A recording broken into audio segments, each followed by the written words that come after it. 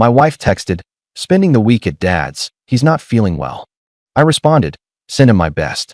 Day 4, divorce papers were delivered to the couple's resort, Bungalow 23.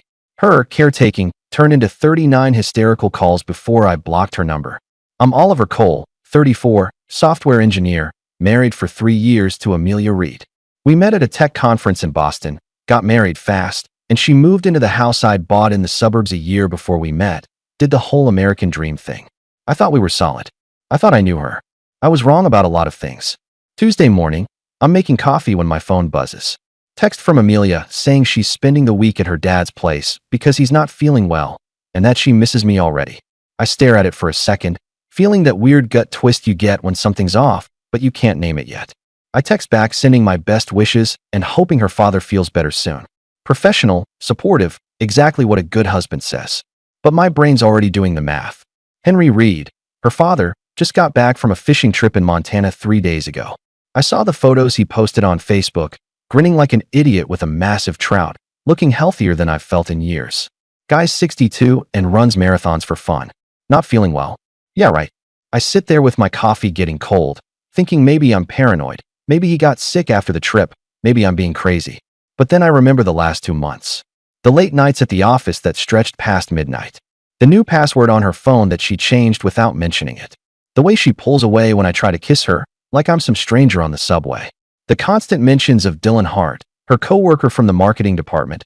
Always Dylan this, Dylan that, Dylan's so funny, Dylan's so creative. I'd laughed it off because I trusted her, because that's what you do when you're married, right? You trust. Stupid. I open our shared location app, the one we set up years ago for emergencies, for peace of mind, for all those good reasons married people track each other. Her little blue isn't at her father's house in Connecticut. It's 200 miles away at Clearwater Springs Resort, some fancy couples retreat I've seen ads for online, all champagne sunsets and romantic getaways. My stomach drops. I refresh the app 3 times thinking it's a glitch. The dot doesn't move. Clearwater Springs Resort. I sit there for maybe 10 minutes, just staring at that blue dot, feeling everything I thought I knew rearrange itself into something ugly. Then I do what any modern betrayed husband does. I check her email. We share a family account for bills and subscriptions, but she's got her personal Gmail linked on the home computer because she's always forgetting passwords. I know it's wrong. I know it's an invasion of privacy, but right now I don't care about right or wrong. I care about the truth. It takes me 5 minutes to find it. Email confirmation from Clearwater Springs Resort. Bungalow 23. Reservation for 2. Guest names, Amelia Reed and Dylan Hart. Check-in yesterday. Check-out Sunday. Premium package with couples spa treatment, champagne breakfast, sunset dinner cruise on the lake. My wife and her coworker booked a romantic week together while I'm home alone eating takeout and working remote. I screenshot everything. The reservation. The confirmation number. The location app showing her at the resort. The email thread where she and Dylan coordinated the trip, talking about finally getting time alone and how they can't wait to just be together. Every word feels like a knife. I'm methodical about it, saving everything to a private folder, backing it up to the cloud, making sure nothing gets lost. Evidence. That's what this is now. Not marriage. Evidence. I remember something my brother Daniel told me 3 years ago when he went through his divorce. He said the biggest mistake he made was confronting his ex immediately, giving her time to hide assets, delete messages, spin the story. He said if you know it's over, you stay quiet and you prepare. You get a lawyer first. You protect yourself first. You don't play fair with someone who's already cheating. So I don't call Amelia. I don't text. I don't drive to that resort and make a scene. Instead, I call David Crane, the divorce attorney who handled Daniel's case. He answers on the second ring. I tell him who I am, remind him we met at Thanksgiving a few years back, and explain that I need his help. He tells me to come to his office immediately. 2 hours later, I'm sitting across from him in downtown Boston, sliding printed screenshots across his desk. David looks them over with the dead-eyed efficiency of someone who's seen this exact story 100 times. He confirms it's clear adultery with good documentation, explaining that in Massachusetts this strengthens my position significantly. He asks how I want to proceed. I tell him I want it done fast, that I want her served while she's still at that resort, want her to get divorce papers delivered to Bungalow 23 while she's there with him. David raises an eyebrow and notes that's aggressive. I remind him that she texted me this morning claiming she's caring for her sick father, that she's looked me in the eye for months while planning this betrayal. I tell him I'm not giving her the courtesy of a heads up. He nods slowly and says he can have papers drawn up by tomorrow, have a process server deliver them by Thursday. He asks if I understand this will be nuclear. I tell him good, let it burn. I drive home in silence, hands steady on the wheel, brain on autopilot. When I get back to our empty house, I walk through each room like I'm seeing it for the first time. The kitchen where we used to cook together. The living room where we watched movies. The bedroom where we haven't been intimate in 3 months. It all feels like a museum now, preserving something that's already dead. I sit down at my desk, close the laptop with all that damning evidence, and stare out the window at the street. Normal people doing normal things. Walking dogs, mowing lawns, living their uncomplicated lives. My phone buzzes. Text from Amelia saying her dad's sleeping, that she misses me and loves me. I don't respond. I just screenshot it and add it to the folder. Thursday morning, I get the confirmation from David. Process server delivered the papers to Bungalow 23 at Clearwater Springs Resort at 11 a.m. Guest signature confirmed, Amelia Reed. I pour myself a scotch even though it's barely noon. Let her enjoy her week. It'll be her last one as my wife. My phone explodes at 11:47 a.m. 16 missed calls from Amelia in the span of 10 minutes. Then the texts start flooding in. Messages demanding I call her right now, saying this is insane and that I can't do this, begging that we need to talk. I watch them come in like I'm observing weather patterns, detached, clinical. I don't respond to a single one. By noon, it's 32 calls. By 1 p.m., 39. Then silence. She's figured out I'm not picking up. Good. Let her sit with it. Let her feel what panic tastes like. David calls me that afternoon. He tells me she's trying to reach him too, that she left 4 voicemails and seems very distressed, wanting to negotiate. I tell him to inform her she needs to get her own lawyer, that this isn't a negotiation. The next week is a blur of legal paperwork and strategic silence. Amelia tries everything. She shows up at the house while I'm at work, but I've changed the locks. She emails me long paragraphs about misunderstandings and mistakes and how we can work through this. I forward them all to David without reading past the first line. She reaches out to my friends, my coworkers, even my mother, spinning some story about a mental health crisis, about me acting erratically. But I've already told them the truth, shown them the evidence. Nobody's buying her act. What strikes me, though, is how contained her panic feels. Like she's upset but not destroyed. Like she's following a script for what a betrayed wife should do when caught, hitting all the right notes, but without real emotion behind them. It bothers me in a way I can't articulate. 3 weeks later, we're sitting in David's conference room for the first formal meeting. Amelia walks in with her lawyer, some slick guy named Marcus Webb who looks like he bills $800 an hour. She's dressed conservatively, minimal makeup, playing the wounded wife. She won't make eye contact with me. Marcus does most of the talking. He states that his client is willing to agree to an uncontested divorce, that she's prepared to accept a fair division of assets and move forward amicably. I expected a fight. I expected her to demand alimony, to drag this out, to make me pay for humiliating her. But she's just agreeing to everything? David glances at me, equally surprised. He carefully notes that's very reasonable and suggests they can draft terms immediately. Amelia finally speaks, her voice soft and controlled, saying she just wants this over with, that she made mistakes and doesn't want to make this harder than it needs to be. It sounds perfect. Too perfect. Like she's reciting lines from a teleprompter. We hammer out the details over the next 2 hours. Split the house equity 50-50. She keeps her car, I keep mine. Divide the savings. No alimony on either side. She doesn't fight for a single thing. Just nods and agrees and signs where Marcus tells her to sign. When we're done, she stands up, looks at me for the first time, and tells me she's sorry for everything. Then she leaves. David waits until the door closes before commenting on how strange that was, that he's never seen someone give up that easily in an adultery case, that usually there's at least some pushback. I suggest maybe she just wants it done, but I don't believe it. David says maybe, or maybe she got what she wanted. That night, I sit in my apartment. I moved out of the house into a place downtown and try to feel something. Relief. Satisfaction. Victory. Instead, there's just this hollow space where my marriage used to be and a nagging sense that I'm missing something obvious. The divorce is finalized 4 months later. Quick by Massachusetts standards for an uncontested case. I sign the papers, she signs the papers, a judge rubber stamps it. And just like that, 3 years of marriage dissolve into legal documents and asset splits. I should feel free. I feel watched. 2 days after the divorce is official, I find an envelope slipped under my apartment door. No stamp. No return address. Just my name written in block letters. Inside is a single photograph.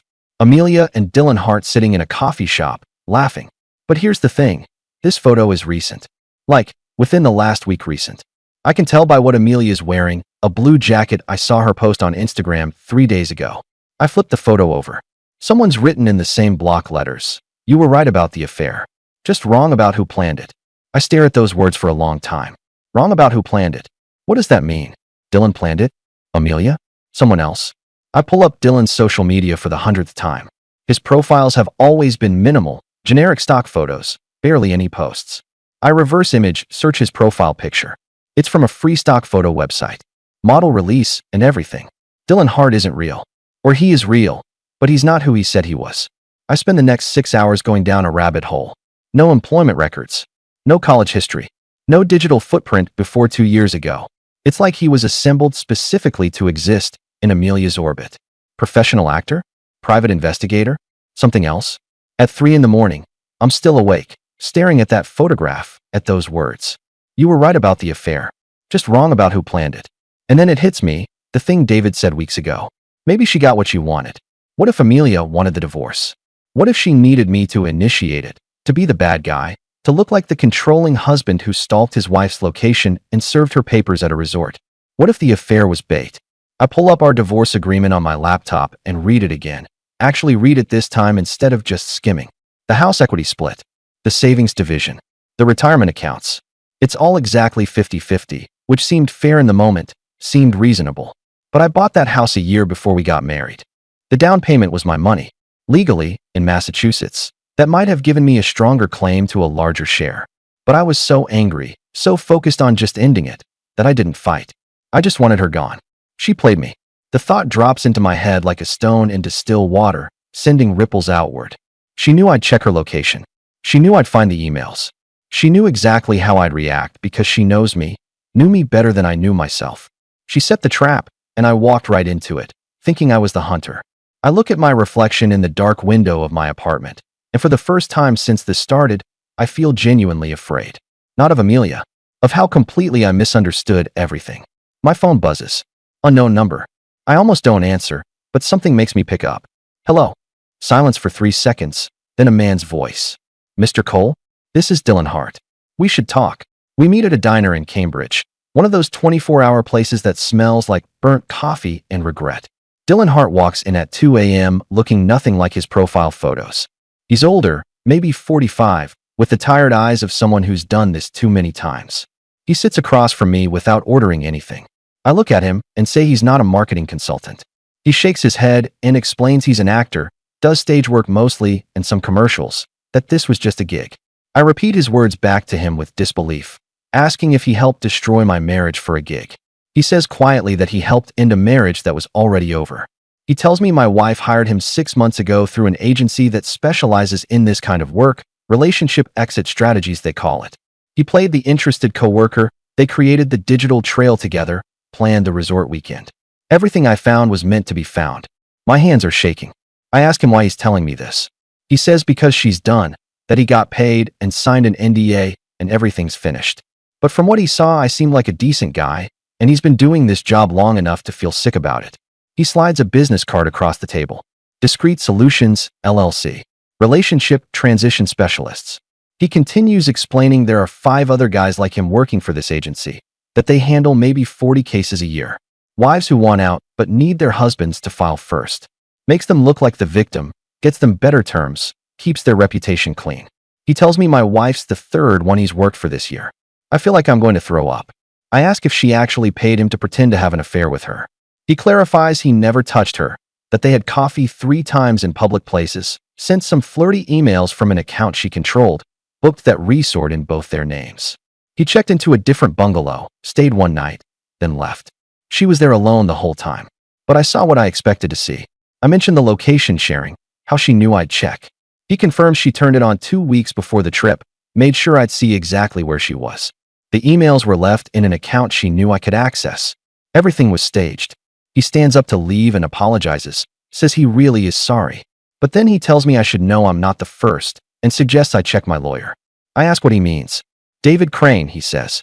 Why do you think she agreed to everything so easily? Why do you think he pushed you toward that specific settlement? He walks out before I can respond, leaving me alone in that fluorescent-lit diner with a truth I don't want to believe. I call Daniel at 7 a.m., waking him up. I ask him about his divorce lawyer David Crane, specifically who recommended him. Daniel sounds confused and asks what's going on. I tell him just to answer. He says he found him online, some divorced dads forum or something, that he had great reviews. He asks why. I hang up and start searching. It takes an hour, but I find it. A pattern. David Crane has handled 63 divorce cases in the last 5 years. In 41 of them, he represented men who filed for adultery. In 38 of those cases, the wives were represented by Marcus Webb, Amelia's lawyer.